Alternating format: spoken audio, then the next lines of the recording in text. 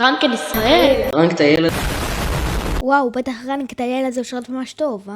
הו, אתה צודק חבר. מה, מי זה אלוקים? לא, אני סתם עוד מישהו שעושה את העריכה. נו, טוב. היי, קוראים לי אליה.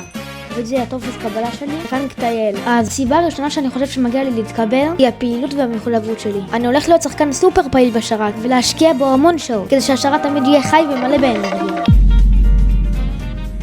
אז הסיבה השנייה היא שיש לי ניסיון לא רע בעריכה ואני משקיע המון בכל סרטון ואני חושב שאוכל לתת בוסט לשרת ורמה טובה של תוכן שתציג את השרת הכי טוב שיש עם איזה פחד. מבחינה חברתית אני חושב שאני מתאים לקהילה פה בול ואני חושב שאני יכול להתחבר עם עוד שחקנים כמו טומטוס וטוסט פשוט להתחבר עם עוד אנשים בשרת. ואם אני אעמוד במשחק לא צריך לפקוד ולקלל בצ'אט, אני יודע להפשיט בכבוד, ללמוד מזה ופשוט להתחיל מההתחלה בלי דרמות. ולסיום אני חושב שאני אתרום לשרת בכך שיעשה כל מיני איבנטים ועוד הרבה דברים שיפעילו את השחקנים ויעשו עניין בשרת. אז כן, זה הטופס קבלה שלי לרנק טייל וקיצר, מקווה להתקבל ונתראה בסרטון הבא.